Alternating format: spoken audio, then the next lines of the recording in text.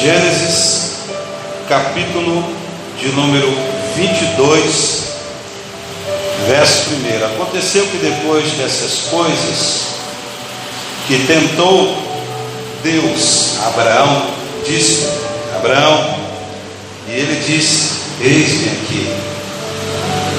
E disse: toma agora o teu filho, o teu único filho, Isaque, a quem amas, e vai-te à terra de Moriá, e oferece ali um holocausto sobre uma das montanhas que eu te direi.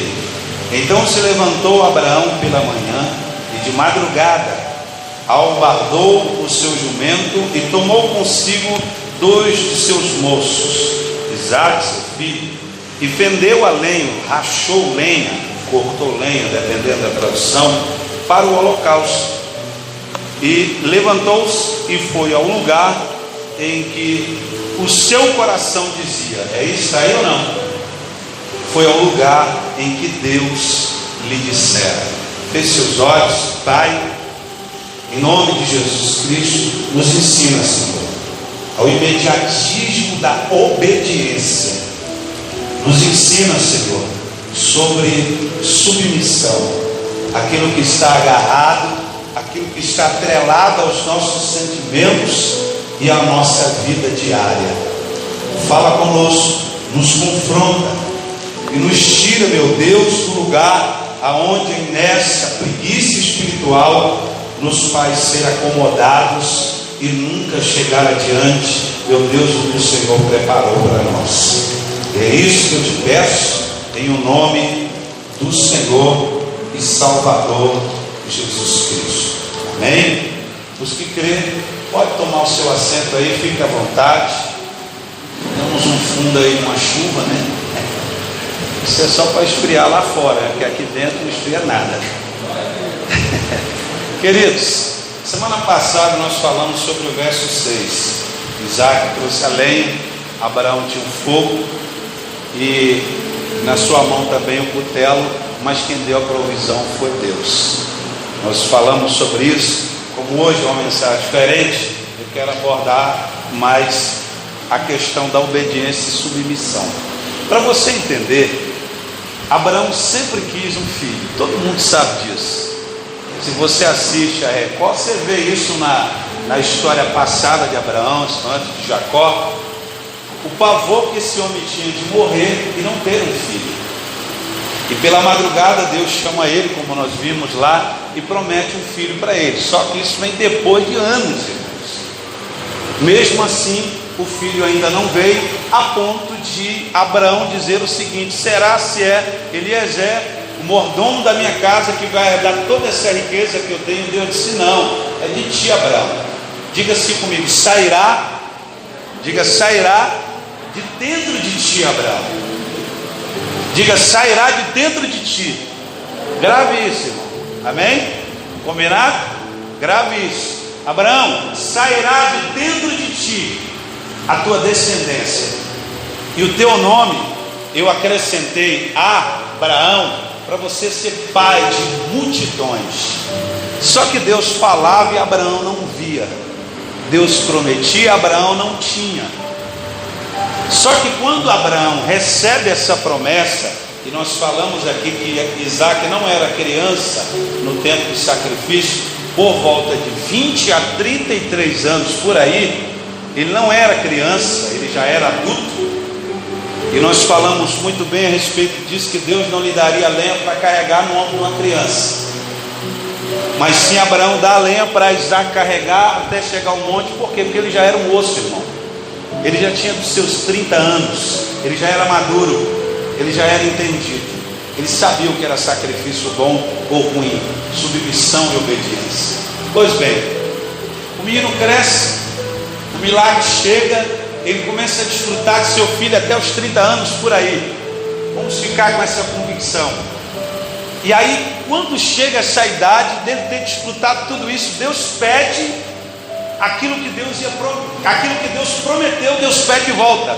Se eu quero teu filho. O Abraão disse: tudo bem, para quê? Se eu quero que você mate ele e me ofereça como você oferece um gado, uma ovelha. Abraão questiona: não, irmão, Ele não questiona. Abraão não diz nada. A única coisa que ele diz é: eis-me aqui, Senhor. E em seguida ele sai em silêncio. De imediato. Ele não espera nem um dia amanhecer. Ele vai logo começar a cortar lenha de madrugada, acordando seus moços. Por último ele acorda Isaac, corta a lenha de madrugada, ele sai. Ele quer ser imediato na obediência para com Deus, irmão, até o lugar onde Deus prometeria para ele. Deixa eu só te dizer uma coisa.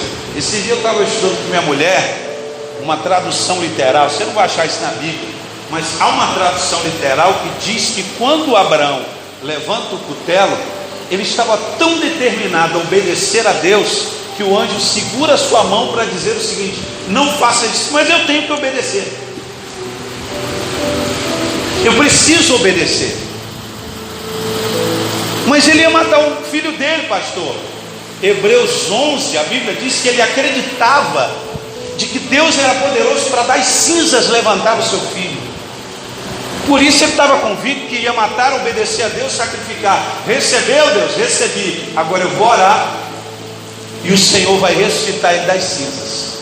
É por isso que a Bíblia diz que o cara crê contra a esperança, irmão. O cara era extraordinário no que diz respeito a obedecer e a crer em Deus.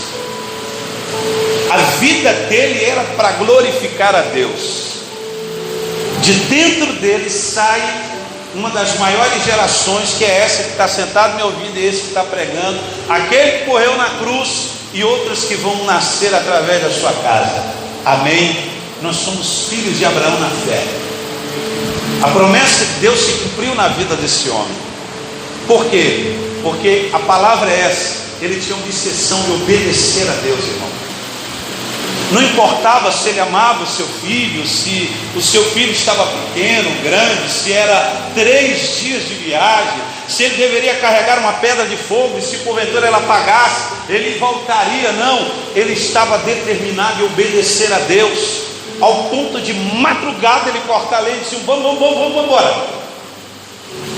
E quando ele chega, ele diz: fique aqui que subiremos para adorar a Deus e voltaremos. Ele fala no plural. Ele tinha convicção de que ele ia descer com o filho dele, a ponto de ele dizer para o filho dele: se Deus proverá o cordeiro para ele mesmo, para si. Mas cadê o cordeiro que Deus vai prover para ele mesmo? O que ele mesmo está pedindo. Para você entender, irmão, Isaac não sabia que ele ia ser morto na mente de Deus, mas ele foi junto com seu pai para obedecer. Qual é a diferença, irmão? Preste atenção aqui. Qual é a diferença entre Isaac e Adão? Você consegue ver alguma diferença aí? Eu vou te mostrar. Gênesis capítulo de número 2. Qual é a diferença? Eu vou te mostrar aqui. Qual é a diferença entre Adão e Abraão? Adão e Abraão. Gênesis capítulo 2, versículo de número 21. Gênesis capítulo 2, versículo 21. Quem achou, diga amém. Diz assim, posso ler? Gênesis capítulo 2, verso 21. Então o Senhor Deus fez cair um sono pesado sobre Adão, e este adormeceu e tomou uma de suas costelas. Diga: tomou. Você pode repetir mais alto, diga: Deus tomou uma costela. Da onde? De dentro dele. Gravou aí? E acerrou a carne em seu lugar, e da costela que o Senhor Deus tomou do homem, formou uma mulher e trouxe a Adão. Diga graças a Deus. O verso 20, 19, 18, Deus percebe que Adão está solitário. Na mente de Deus ele precisava de outra pessoa, uma mulher. Só que a Bíblia diz que no verso 20 que Adão, se eu errar o nome aqui, não se preocupe não, viu irmão? É tudo parecido. Só que a Bíblia diz que Deus viu no verso 20 que Adão não acha no meio dos animais em que o próprio Deus fez passar adiante dele nenhuma disjuntora que igualasse a ele. Você entende isso? O verso 20 é bem claro quando ele diz isso. Deus faz passar todos os animais, ele nomeia, espia, examina e chega à conclusão: não tem nenhum animal aqui que se iguale a mim. Não existe nenhum animal que está compatível à minha pessoa. Aí Deus faz assim: se não tem ninguém aqui compatível é você, mas o seu desejo é ficar com alguém fora a mim ou Adão, então eu preciso tirar de você o que você mais deseja. Vamos lá, pensar um pouco avançado. Adão queria uma mulher, certo? Sim, todo mundo sabe disso desde criança. Mas para formar essa mulher, o que Deus tinha que fazer, irmão? Arrumar outra mulher para parir, gerar uma mulher e esperar crescer? Assim? Não. Gravou o que eu te disse no começo da mensagem? A Eva saiu da onde? De dentro. Isaac saiu da onde? De dentro. Isso foi promessa de Deus. Ele precisava de uma mulher, de uma adjuntora, uma auxiliadora. E Deus disse: não tem outra opção a não ser tirar as células de dentro de você, Adão. Aí eu te pergunto, qual é a diferença de Adão e Abraão? É que Abraão, irmão, Deus pediu e ele não questionou e deu. Você está entendendo? E Adão, se Deus pedisse para ele acordar da costela, tu acha que ele daria, irmão? Não, irmão, nem eu daria. Eu disse na hora: você está doido? Vai doer demais, mano. Rapaz, o senhor vai querer minha costela? Não tem como se eu pegar outro bar igual o senhor me fez aí, sei lá, vai outro terreno aí. Esse barro que o senhor me fez é um pouco meio douradinho, outro tem um monte escurinho. Passa lá, mas minha costela, Senhor. O problema, irmão, de muitos Abraãos hoje é que eles estão obcecados em obedecer a Deus, custe o que custar. Se Deus falou, não homem, não pastor, amém? Mas Deus falou, ele obedece, porque ele sabe que é Deus e não é homem.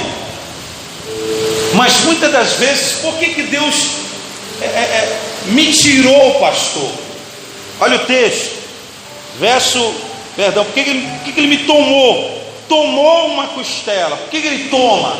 Antes ele faz Adão dormir, em seguida ele toma, porque se ele pedisse para Adão, Adão não daria, irmão. Por que muitas coisas Deus vem e toma do Fábio? Porque se Deus pediu, o Fábio não dá. Por que Deus, de maneira arrebatadora, leva algumas coisas da minha vida, pessoas, objetos, empregos, tempo e até saúde, até vida? Porque se ele me pedisse, eu não daria, irmão. Eu daria uma desculpa assim. Eu diria para ele o seguinte: agora o velho jargão de muitos por aí, agora não, eu não estou pronto. Isso é o chavão de todo mundo, irmão. Agora não, Senhor. Lembra de Ló? Quando o anjo chega e diz: senta aí, ó, você está com pressa. Ló diz: vamos tomar um café, cara. Peraí, destruir a cidade? Não, eu acho que vocês estão viajando, bateu muito sol na moleira de vocês estão cansados. Entre aí, sente, tomar um café. Aí Ló disse: não, agora não, hoje não, amanhã, depois do som, peça para Deus destruir Sodoma depois. Vou dar uma volta na praça, vou fazer alguma coisa por aí. Não tem nada a ver com praça, viu, irmão? É só um exemplo só. Veio na hora aqui, eu falei: eu vou para a praça também, viu? Vamos fazer alguma coisa antes. Agora não. Existem coisas, irmãos, que se você não der a Ele, Ele vai tomar de você. E vai doer. que você vai sentir e ver a cicatriz. Mas tem coisas, irmãos, que se eu permito Deus tirar e tomar, eu não sinto dor, irmão, e também não vejo a cicatriz. Sabe por quê? Porque a Bíblia diz assim: tomou uma das suas costelas, diga assim, costurou, cerrou a carne, esse é o lugar. Não tinha cicatriz, não existiu cicatriz. Porque tem coisas da minha vida que Deus ele vai tirar. E quando ele tirar da minha vida, nem cicatriz vai ficar, irmão. Porque o que eu dei para ele. Agora tem momentos que o Fábio, que não é o Abraão da vida, mas às vezes é um Adão, vamos supor, conjecturando aqui nos nossos dias de hoje, um Adão meio teimoso, que não dou, porque vai doer e a hora não é essa, e esquece, Senhor, faça essa mulher de barro, faça alguma coisa, mas a minha costela não dou. Mas eu quero que você reflita numa coisa comigo, verso 21, diga, então, eu quero que você leia bem alto e forte, diga, o Senhor Deus fez cair, repita de novo, o Senhor Deus fez cair, quem? Adão. Ele faz Adão cair em um profundo sono, ou um sono cair sobre Adão, ou vice-versa. Mas o que eu sei é que Deus derruba ele para tirar dele o que ele queria e o que Adão não daria para ele de maneira nenhuma, irmão. Porque na consciência de qualquer ser humano dói. Aquilo que me prende, aquilo que me angustia, aquilo que eu começo a idolatrar, eu não quero largar, irmão. É por isso que tem gente que não batiza nas águas, ou não aceita Jesus, porque tem outras coisas que está agarrada, está aqui dentro, está aqui, e Deus pede, agora não, Senhor, esquece esse negócio para lá, rapaz. Mas tem coisas que se você não der, ele tira, irmão. Até a vida, porque da vida, das células de uma costela, Deus ele gera outra vida. Se minha vida eu não dou a ele, ele tira. Porque se a minha vida viva nele gera outras vidas. Quem crê nisso, diga amém. Porque a nossa missão é essa, gerar outras vidas. Ele não me escolheu, João 15, eu não escolhi ele, mas ele me escolheu para que eu vá e dê frutos. Frutos são vidas, frutos são jovens, são moças, são senhores, senhoras. Através de minha palavra, minha pregação, um louvor, um evangelismo, um panfleto, uma oração, vidas que são geradas para Deus através da minha. E se eu não der a minha para ele, ele tira. Por isso, irmão, que a Bíblia diz assim: o Senhor fez cair Adão. Sabe por quê? Porque eu entendo assim, irmão, o Fábio, ele só vai começar a ter algumas perspectivas da vida dele quando ele estiver onde? Quando ele estiver no chão. Você entende isso? Coloca na minha conta, irmão. Se você achar que isso é heresia, não tem problema, edita a pregação depois. Mas eu vou te dizer uma coisa: até a queda de um homem, ele começa a notar Deus, família e a própria vida dele. É assim ou não é? Por isso que Deus diz em Ageu que a glória da segunda será muito maior que a primeira. Por quê? Porque o cara que caiu hoje, caiu em pecado mesmo, irmão. Caiu em outras coisas. Ele deu vazão ao pecado, mas ele se arrepende e volta. E quando ele volta com tudo, irmão. Por isso que a Bíblia diz: Fábio, tu te arrependeu, eu vejo arrependimento em ti. Agora eu tenho uma palavra para ti. O que, Senhor? A glória da segunda casa será muito melhor que a primeira. Porque tudo que eu te dei na mão para fazer, você vai fazer com gosto, com força. Porque quem nunca sofreu, irmão, se torna soberbo. Atos capítulo 9. Eu entendo, coloca mais essa na minha conta. Eu entendo que Paulo não ficou cego, irmão. Ele já era cego. E ele só vem notar essa cegueira quando ele cai, irmão. A maior queda que um ser humano pode ter é quando ele cai em si. É só no pó, é só no chão que Deus extrai de mim o que eu não dou para Ele. Aí sim, quando eu estiver lá no pó, eu vou dizer: toma, Senhor, me rendo. Quando eu estiver por um fio, aí sim eu me rendo. Por que eu digo que às vezes a pessoa pode achar que é heresia? Porque eu tenho um versículo para mim, irmão, que diz respeito disso. Se você tem sua Bíblia, acompanhe comigo Daniel capítulo de número 11. Daniel capítulo de número 11, verso 35. Isso era naquela época, e o Senhor profetiza, ele diz: nos dias futuros, para que se cumpra mais adiante. E isso está se cumprindo hoje. Só que a Bíblia também diz, irmão, e Ageu também, que muitos cairão e nunca mais se levantarão. Tem pessoas, irmã, que caem e nunca mais se levanta.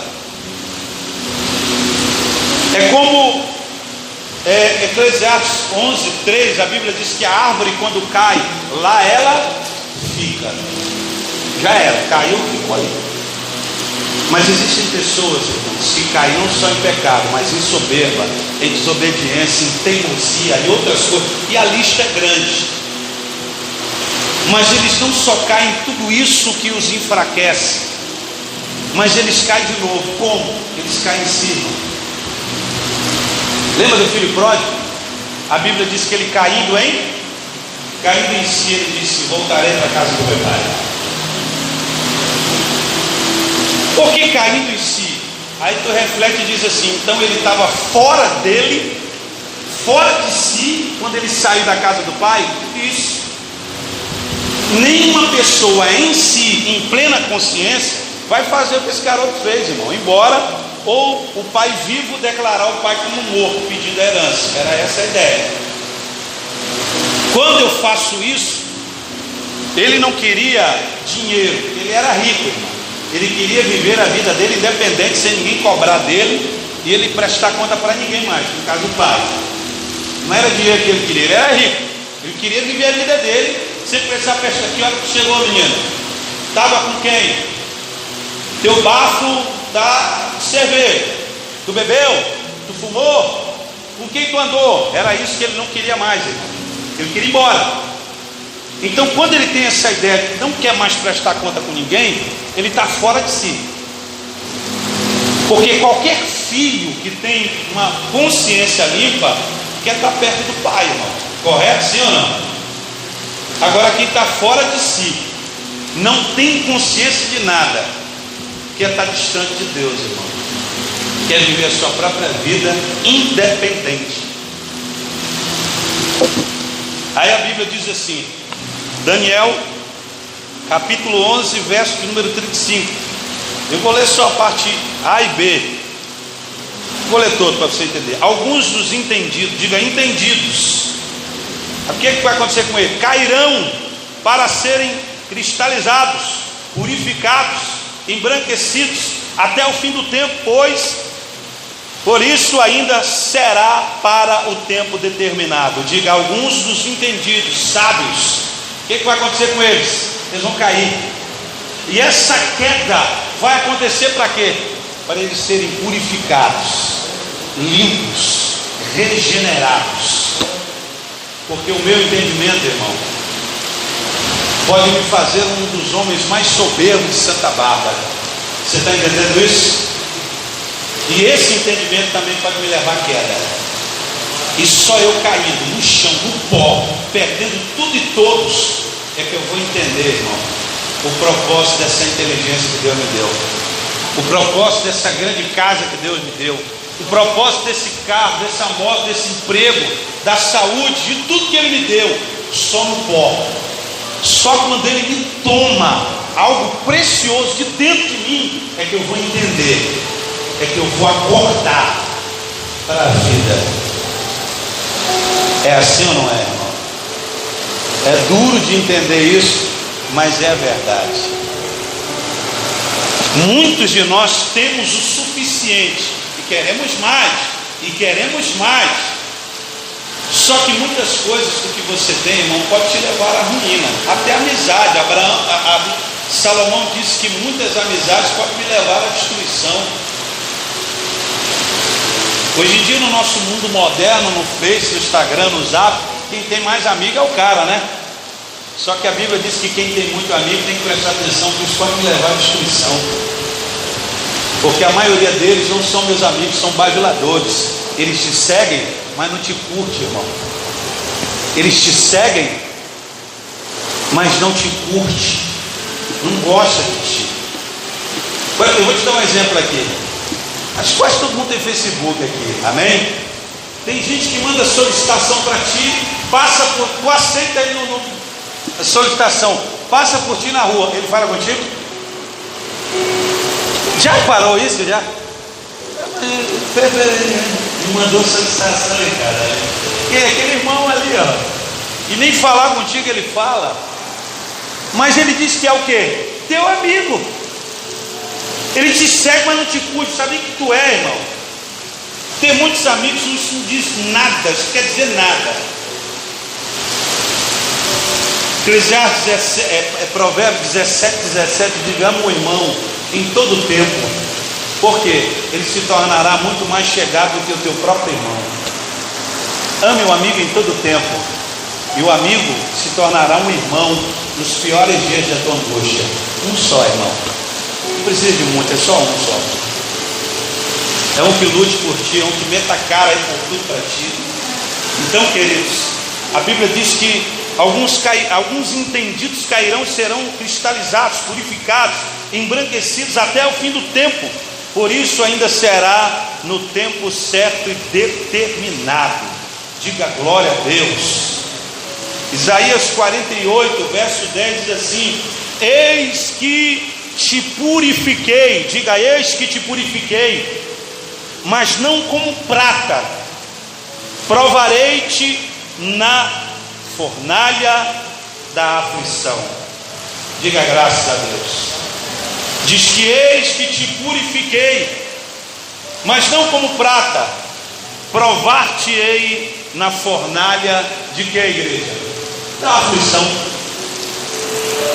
Em muitas fases da nossa vida seremos afligidos. Algumas coisas vão ser tiradas de nós, irmão, mas tudo isso é para eu ser embranquecido, purificado, cristalizado. Eu me lembrei de uma época que eu morava em Altamira. Na época ainda não era nem a época da barragem, era em 2007 para 2008. E aí Deus me tomou para falar com uma irmã, a irmã Kênia, me lembro até o nome dela. Isso, ela veio me falar isso há 2 anos atrás. Na época, eu não me lembro disso. Ela disse: o Senhor disse em uma pregação que eu ia perder tudo. E ela tinha muita coisa. Ela tinha 3 carros, uma loja imensa de autopeça, junto com uma oficina, um casarão imenso, quase uma mansão. Ela não era rica, mas ela era bem de vida. E o Senhor disse que eu iria perder tudo, mas tudo isso teria um propósito. Toda essa aflição teria um propósito. Eu ia passar por essa prova, por esse fogo, mas Deus ia me provar. E eu perdi, pastor, tudo. Ela disse que eu ia andar de bicicleta. Para quem tinha 3 carros, né, irmão? Andar de bicicleta não é pouca coisa não, né? Ela ficou só com uma bicicleta aí, perdeu os 3 carros, perdeu a loja, quase perde o marido. Mas o que Deus queria dela, pastor? Eu não sei, irmão, ela não me disse. Mas que Deus queria tratar com ela, Ele queria. Porque havia alguma coisa dentro daquela mulher que não ia satisfazer Deus e que ia atrapalhar o propósito dele na vida dela ou na vida de outras pessoas. Por exemplo, quando a Bíblia diz em Mateus, Marcos, até em Lucas, diz que Herodes manda matar todas as crianças. Correto, igreja? Ele manda fazer isso. E a Bíblia diz que o Espírito de Deus vem através de um anjo e manda Jesus sair de lá. E ele diz: só volta quando Herodes morrer. Jesus saiu da cidade, sim ou não? Ele só voltou depois que Herodes morreu. Existem fases da minha vida que ele vai sair, irmão, e ele só vai voltar quando o Fábio estiver morto, ou quando alguma coisa no Fábio morrer. Aí ele volta para cumprir o propósito de Deus na minha vida e renascer, crescer e gerar alguma coisa dentro de mim. E aí aquela mulher voltou a ter não só 3, mas 4 carros, abriu mais 2 lojas. Parece Jó, né, irmão? Jó, ele adorou a Deus no começo do capítulo, irmão, da história, mas depois ele questionou. Ele tem até a briga com Deus, Jó. Ele briga com Deus, e Deus chega a ponto de dizer para ele: Jó, aonde é que tu estava quando eu criei o mundo? Diga aí, responde essa para mim. Quem era você quando eu gerei tudo que você vê, daquilo que não se via? Aonde é que estava você, Jó? Jó podia dormir sem essa, né, irmão? Ele podia muito bem dormir sem essa, mas ele queria brigar com Deus, irmão. E Deus só dá esse peteleco nele. Ele disse: eu quero saber onde é que tu estava quando eu criei o mundo. Em lugar nenhum, irmão, nem gerado ele foi. Era como se Deus estivesse dizendo: Jó, quem é você diante de mim, do que eu faço e do que eu tenho para fazer na tua vida, Jó? Fica quieto e deixa a obra de Deus ser feita na tua vida. E Jó chega no 42 de Jó, ele diz que falava do que eu não conhecia.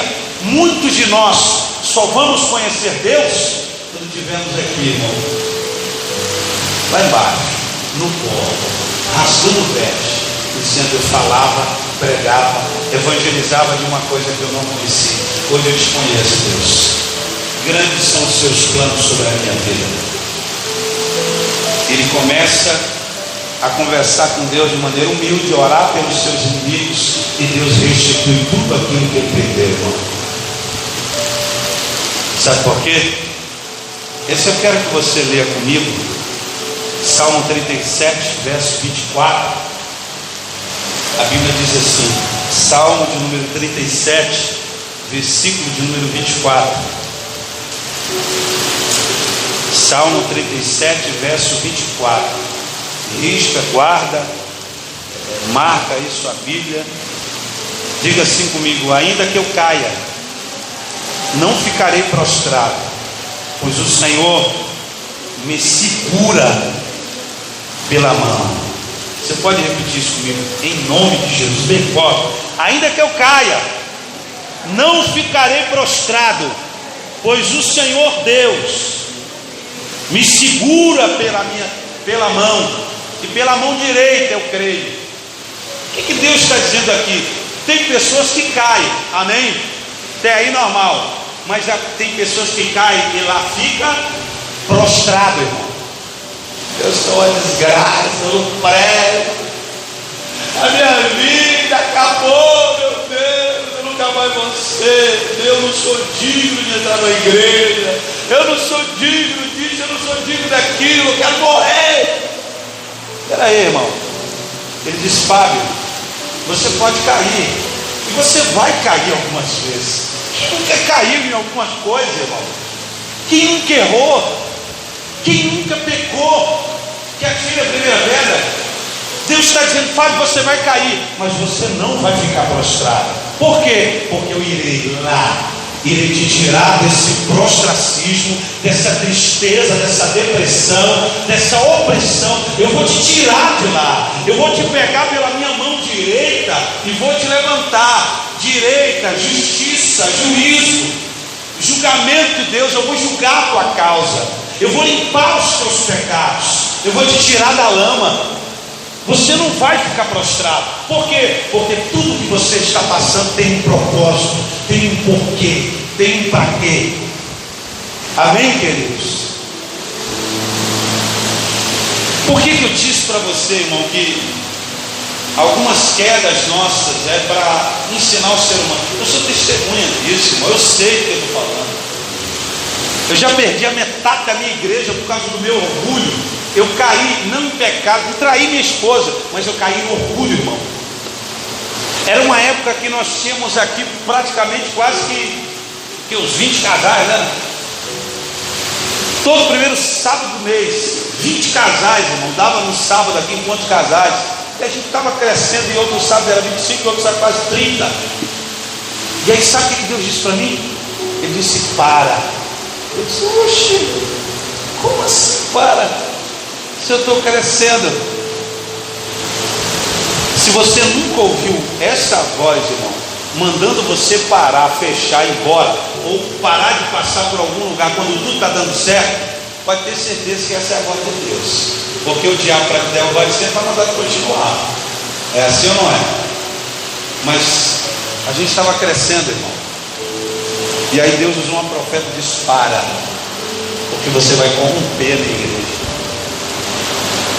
Sabe o que eu fiz? Eu coloquei um boneco de festa junina na igreja. Botei 2 bonecos, eu estava doido.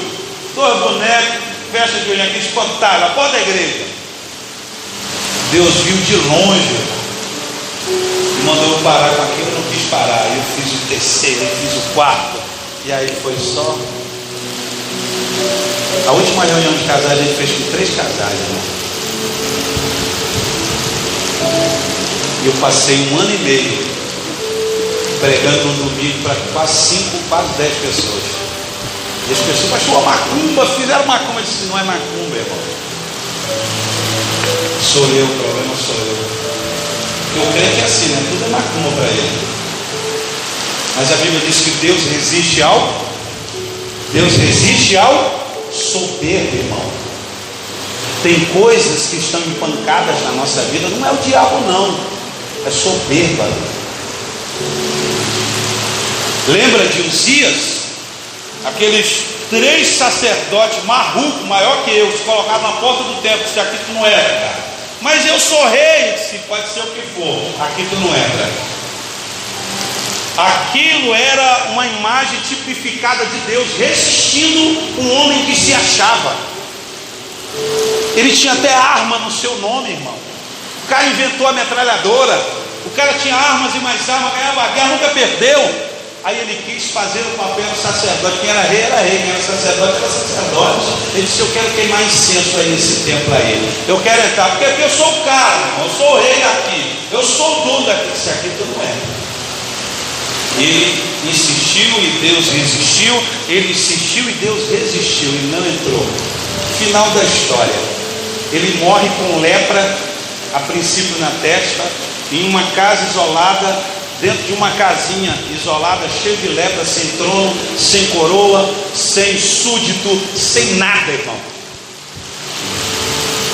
E foi isso que Deus falou comigo, irmão. Ele disse: se tu não te arrepender, tu vai morrer sozinho. Pesa isso, né? Porque se eu não dou para ele, ele me tira. Porque nada do que eu tenho é meu, é dele. Tudo que eu tenho vem dele. E no dia que ele quiser tirar, ele tira. E aí, a Bíblia diz em Provérbios 24, verso 16: pois ainda que o justo caia 7 vezes, tornará a erguer-se, mas o ímpio são arrastados pela desgraça. Isso é muito pesado. Provérbios 24, verso 16: pois ainda que o justo caia 7 vezes, tornará a erguer ele 7 vezes, mas o ímpio não. Os ímpios são arrastados pela calamidade ou pela desgraça. Eu vou repetir mais uma vez: qual é a diferença de Adão e Abraão? Abraão, Deus pede, ele não diz nada e dá, irmão, sabendo que Deus daria o dobro para ele daquilo que ele estaria lhe pedindo. E Adão dos nossos dias de hoje, porque Deus me faz dormir, porque Deus me faz cair em algumas coisas para eu perceber e notar, irmão, que o mundo não é meu e não gira ao meu redor. Aí a Bíblia diz assim, Gênesis capítulo número 2,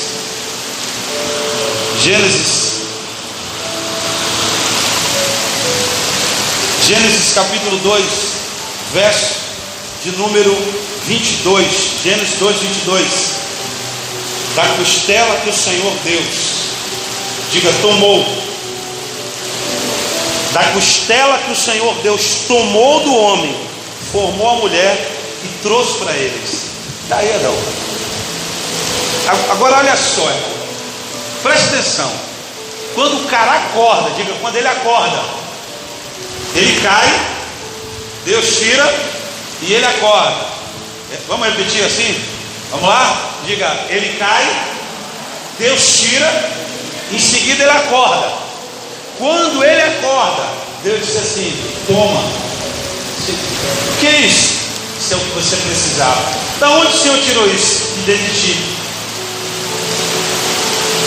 Mas o Senhor não me pediu, se eu te pedisse, tu não me dá. Por isso eu tirei. Porque na minha queda, irmão, quando eu estou no pó, no chão, humilhado por Deus, em algumas circunstâncias eu não sei mais dor, irmão. Eu disse: se eu quero, leva. Olha lá, não tem problema não. Você pode levar. E a Bíblia diz: quando ele acorda, irmão, eu preciso acordar para a vida. Para quê? Para Deus me entregar aquilo que sairá de dentro de mim mesmo, irmão. A resposta está em você, irmão. A resposta está dentro da tua casa. Segundo Reis 4, aquele profeta chega na mulher e disse: o que eu posso fazer por ti? Disse: olha, meu filho vai ser vendido como escravo, e aí eu preciso pagar a dívida. Aí ele disse: o que tu tens? Ela disse: eu não tenho nada. Ela tinha, irmão, se não uma botija. Ele disse: então tu tem alguma coisa. E a botija dela estava onde? Dentro da sua casa. A resposta daquela mulher, o milagre daquela mulher estava dentro da casa dela. A resposta está sempre dentro de nós, dentro da nossa casa. E o que Deus vai tirar de dentro da minha casa é que vai gerar nela e em mim o maior milagre que eu espero e que eu preciso, irmão. Mas alguma coisa precisa sair de lá, irmão. Você acha que não? Sim. Por quê? Porque quando a pessoa errada sai dos teus caminhos, tudo começa a dar certo. Eu não me lembro aonde, mas em Provérbios a Bíblia diz: tira o soberbo da presença do rei e o reinado prosperará. Existem algumas coisas na minha vida que precisam sair dela, porque senão eu não prospero, irmão. E Deus sabe que eu não vou tirar. Ele sabe que eu não vou dizer não para o marido, para a mulher, para outra, para o outro, para tal vício, para tal coisa que me faz cair toda semana, todo sábado, todo domingo, todo começo de mês. Ele sabe que eu não vou dar, irmão. Por isso que eu não batizo nas águas, por isso que eu não sou ativista, por isso que eu não aceito Jesus, por isso que eu não me envolvo nas coisas da igreja, por isso que eu não entreguei a minha vida ainda, pastor. Por quê?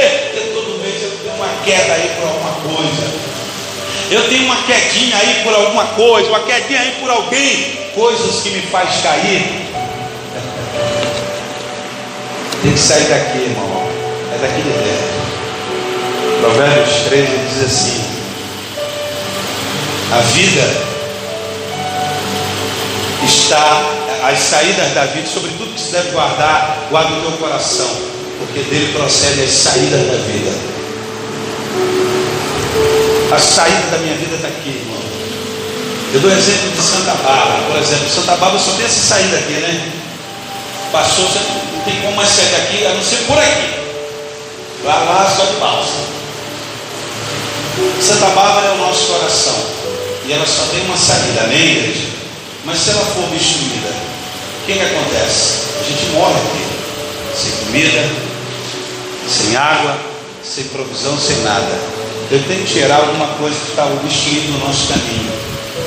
A mesma coisa é o coração. Se eu não tirar, eu morro. Ou aquilo me mata.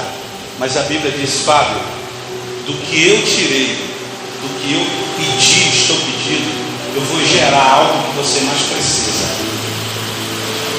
Deus pede Isaac para Abraão, ele dá na hora. Por isso que ele disse: não é de ti, mas Deus vai prover o que ele precisa. E de ti, Isaac, sairão multidões e multidões para seguir o nosso Deus.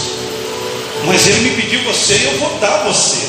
Custe o que custar, ainda que você morra, eu vou orar e Deus vai ressuscitar. Ele vai me prover outro Isaac. Essa era a fé dele, irmão. Mas ele deu.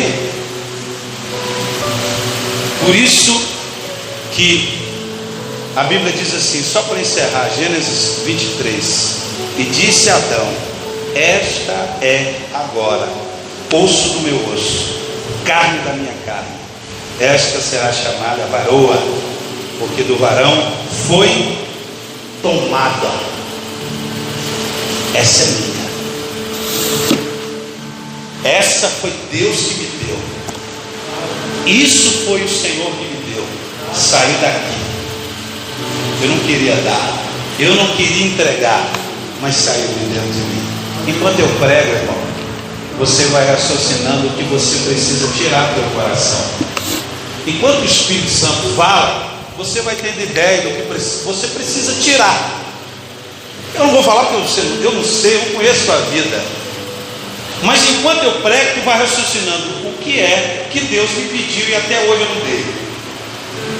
O que é que Deus pediu para eu tirar da minha vida, até hoje eu não tirei. O que é que me faz cair todo mês, todo ano, todo meio do ano, todo, e até agora eu não entreguei para Ele. O que é? Porque eu volto, irmão, em Isaías 48, verso 10: eis que te purificarei, mas não como a prata, provarei na fornalha da aflição. Quem lembra de Sadraque, Mesaque e Abednego? Você lembra? A Bíblia diz que só isso, amarraram eles com cordas, amém? Amarraram eles, né? E jogaram os caras lá, irmão. A Bíblia diz que minutos depois, acredito eu que segundos depois, eram 3, mas eles observam que eram 4. A Bíblia diz que só o que queimou naqueles 3 homens só foram as cordas que amarraram eles, ou que eles estavam presos.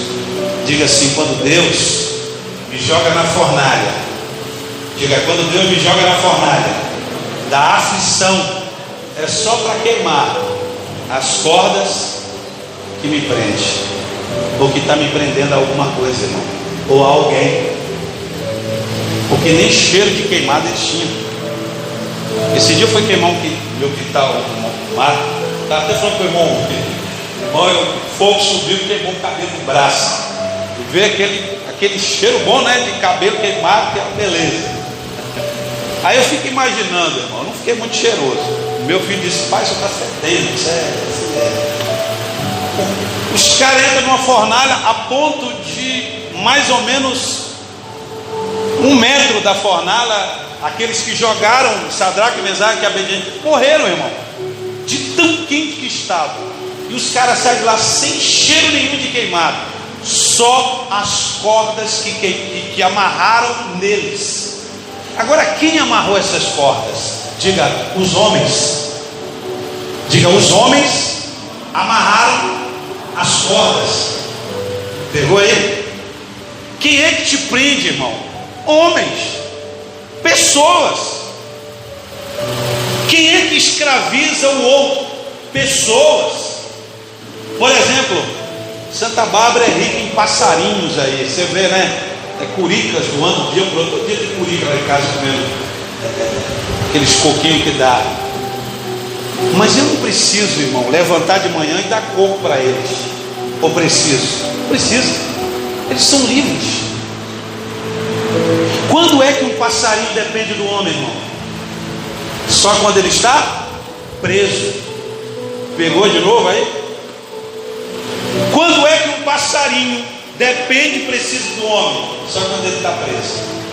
Aí ele precisa do homem para alimentar ele. Mas quando ele está livre, ele só depende de Deus, irmão. Ele nunca passa fome. E ainda se torna um semeador. Porque ao sair de lá com aquela semente, com aquele fruto, ele vai comendo um bico e joga em outro lugar. Daquele fruto que ele comeu já nasce outra árvore. Ele é livre. Quem é livre semeia. Quem é livre planta, germina e faz germinar. Se você é preso, você sempre vai depender de alguém, irmão, para crescer e multiplicar. Se você obedecer a Deus, você vai conhecer essa verdadeira liberdade. Amém? Esses dias eu estava ouvindo um pastor pregar. Todo dia eu ouço uma pregação. Um crente agora. Isso é a pandemia que faz isso com a gente, né? E eu aprendi um negócio, que aquele jovem cego que Jesus passa lama nos olhos dele, ele era cego desde o dia que nasceu. E os pais dele sabiam disso, os vizinhos sabiam, todo mundo sabia. Mas quando Jesus se vai e lava no tanque de Siloé, que quer dizer enviá-lo, ele envia o menino lá, ele lava, ele sabia como chegar, ele já conhecia a região desde moleque, e ele passa a enxergar. E enquanto ele era cego, alguém perguntava pelos seus pais? Não. Quem ele era? Também não. Mas quando Jesus abre os olhos dele, irmão, todo mundo diz: tu tem pai? Tem. Chama eles aqui. Aonde você mora? Qual é a tua religião? Por que você está enxergando? E os pais dele chegaram lá e disseram: olha, não sei quem curou ele. Ele disse: foi Jesus. Ele está vindo aí. Agora eu não tenho nada a ver com a vida dele. Ele já cresceu, já é adulto, responde por ele mesmo. Ele disse: quem te curou? Ele disse: eu não sei. Eu só sei que o nome dele é Jesus. E eu só sei também que eu estou vendo. E o meu desejo é de ver ele de novo. E aí deu todo aquele furdunço no sinédrio, irmão. Foi uma farofa de confusão, porque Jesus curou o menino no sábado. E os caras queriam saber quem era esse Jesus e por que Jesus fez isso, irmão. Porque o menino estava enxergando. Diga: quando eu começar a enxergar, algumas pessoas não vão entender, né?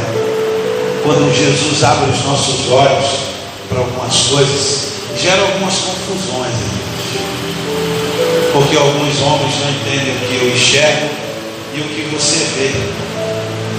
As pessoas dizem: vai enxergar você. Moleque cego desde nascença, como assim estou enxergando? Jesus abriu os meus olhos. Jesus quer abrir os seus olhos e tirar essa cadeia que te prende. Jesus quer te tirar do chão, te fazer acordar. Jesus quer tirar algo de nós, irmão, que está nos impedindo e nos limitando de andar, de ver, de fazer. Nós devemos arrumar a nossa cama, tomar o nosso leito e continuar a caminhada com Cristo. Ele tem muita coisa para fazer na nossa vida. Amém? Diga: Jesus, abre os meus olhos, não me deixe cair, mas aquilo que o Senhor quer de mim, da minha vida, pode levar, Jesus. Eu entrego a Ti. Amém? Aplauda Jesus bem forte, bem forte. Glória a Deus.